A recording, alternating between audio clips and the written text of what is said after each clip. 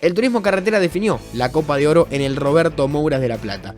Y cuando parecía que la lluvia podía ser protagonista por la situación climática y que podía llegar a definir algún que otro parámetro de la final, terminó siendo todo lo contrario. Terminó siendo una final escandalosa por algún lado y bastante espectacular por el otro, pero que terminó con muchas polémicas y todo para debatir, mucha tela para cortar. Toda la actividad del fin de semana había iniciado con una muy mala clasificación de Mariano Werner, el máximo candidato a quedarse con el título debido a sus chances deportivas por los números, ser líder en el campeonato y sus 3 carreras ganadas, aparte sumando la experiencia que tenía a la hora de definir títulos. Muchos lo consideraron una estrategia clasificar tan mal y después en la serie logró recuperar y ser mucho más veloz de lo que había demostrado y terminó suficiente como para salir cuarto. Sin embargo, cuando el panorama ya se había limpiado, cuando el día domingo parecía que la lluvia podía ser el único problema con el que se podía encontrar la categoría para no ofrecer una carrera espectacular, terminó pasando todo lo contrario.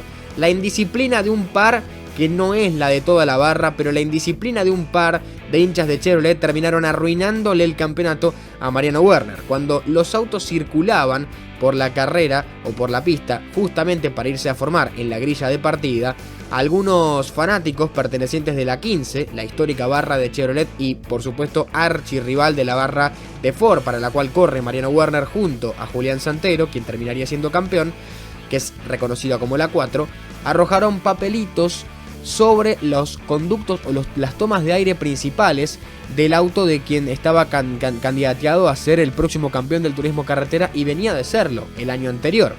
En la grilla de partida se habían dado cuenta de esto los representantes de su equipo, pero fue a la hora de largar que Mariano Werner se dio cuenta que el auto era totalmente inmanejable en esas condiciones. Tuvo que parar en boxes y retiraron todo el capó completo para sacar todos los papelitos uno por uno. Volvieron a colocar el capó y salió, pero sabiendo que tenía que recuperar muchas posiciones y tiempo para volver a tener chances matemáticas de ser campeón, dado que con la cantidad de puestos que había perdido, por supuesto ya no era campeón en ese momento de la máxima categoría. Esa mentalidad lo traicionó y se terminó yendo afuera cuando había recuperado algunas posiciones, y esto por supuesto seguía nublando más el panorama para el piloto entrerriano. Finalmente el Zorro de Paraná terminó en el puesto 22 y esto terminó consagrando a Julián Santero, otro Ford, como campeón del turismo carretera en la Copa de Oro. Su campeonato se vio ensuciado, podríamos preguntar, por la maniobra macabra hacia Mariano Werner.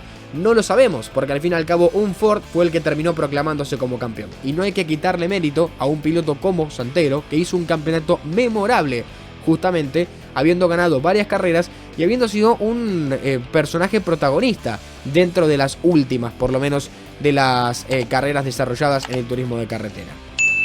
El campeonato del turismo carretera entonces quedó ordenado de la siguiente manera: Julián Santero, flamante campeón, 218 puntos, 24 puntos y medio por debajo aparece el Zorro de Paraná, Mariano Werner, con 193 puntos, 75 puntos, Mauricio Arambiris en el tercer lugar con 180 puntos, 25 puntos, y a partir de allí para abajo, 177 puntos y medio tiene Germán Todino en el cuarto lugar, y en la misma cantidad de puntos Diego Ciantini en el quinto lugar.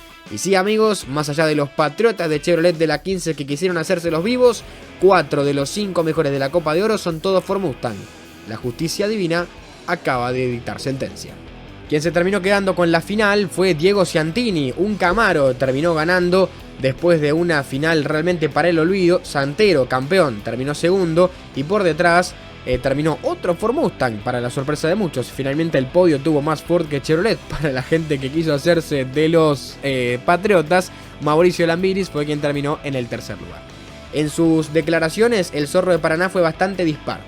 Estaba consciente de que lo habían de alguna manera le habían arruinado el campeonato y le habían arrebatado las chances de salir campeón, pero al mismo tiempo no quiso ser categórico a la hora de declarar en contra de los hinchas de Chevrolet, sino que catalogó como que algún par de indisciplinados no dan la cara por una barra o una hinchada entera, aunque el gesto fue claramente en contra de no solamente la marca, sino de Werner personalmente, como quien llegaba con más chances de consagrarse campeón. Y Santero, por su parte, no siente haber sido campeón de un escenario sucio, sino que ganó su propio campeonato después de haber hecho una muy buena faena, ya que justamente el piloto Santero venía de 2 triunfos en esta temporada, sumando el tercero en La Plata. Ya había sido ganador en Viedma y en San Luis. abrazó por primera vez su Copa de Oro y se sumó a algunos de los grandes títulos que tiene justamente el piloto Santero, el flamante campeón del turismo carretera.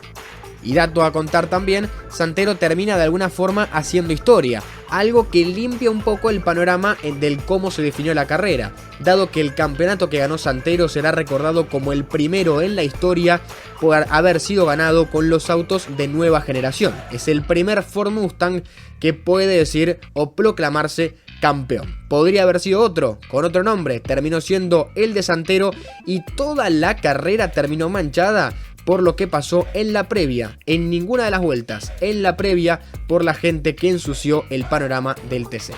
Las repercusiones serán inmediatas, la ACTC tendrá que tomar medidas para ver por qué se terminan permitiendo estas actitudes de la gente y estos ingresos tan cercanos a los autos cuando están intentando correr o cuando están en zona de carrera o en la pista. No debería estar permitido que las personas se acerquen tan deliberadamente cerca a los autos de los competidores, pero sin embargo la ACTC lo viene permitiendo desde hace rato y encima no es la única vez que pasa esto, que se define un campeonato o se arruina el campeonato de algún piloto por culpa de algo que los hinchas arrojan a la pista. Esperemos, aunque realmente no lo creo, que sea un punto y final para este tipo de historias en la categoría. Toca hablar de la Fórmula 1, un gran premio de Qatar, donde Max Verstappen, ya consagrado con su Red Bull, se impusieron de punta a punta.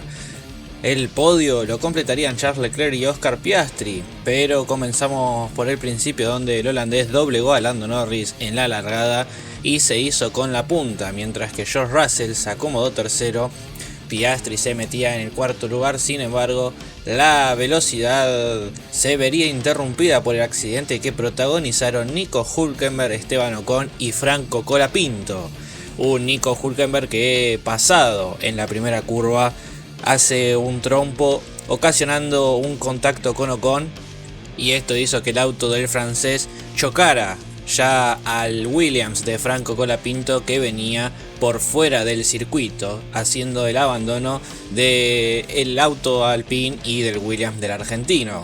Además de esto, también en curvas adelantes, Lance Stroll tuvo un incidente con Alex Albon y Guan Yu Zhou.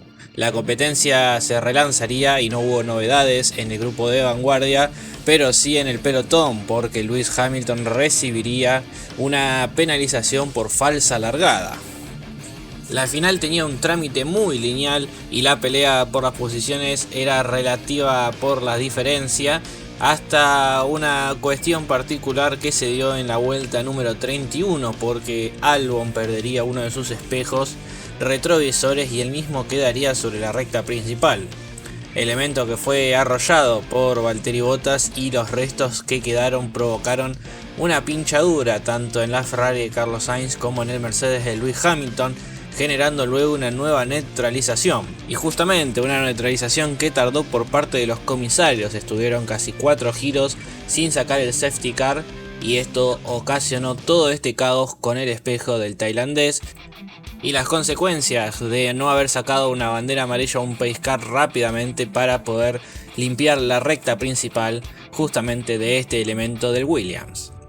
La bandera verde tuvo lugar en el giro 40 y Verstappen aguantó en la punta el intento de Norris, pero los despistes de Sergio Checo Pérez y Nico Hülkenberg volvieron a pausar la final. Cuando se produjo el relanzamiento, Norris recibió un stop and go y Albon protagonizó un toque con Kevin Magnussen, sacando afuera al piloto de Haas.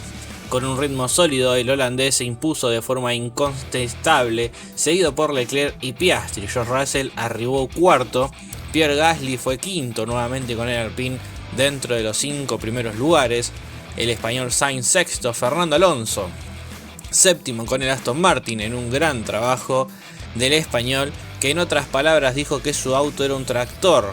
Muy enojado el hombre de Aston Martin con su equipo y con el auto que está teniendo estas últimas competencias. Así y todo, logra sacar grandes resultados. El chino Guan Yu Zhou, octavo, para sumar los primeros puntos de Sauber en la temporada y los primeros puntos personales en la anteúltima competencia de él con el equipo.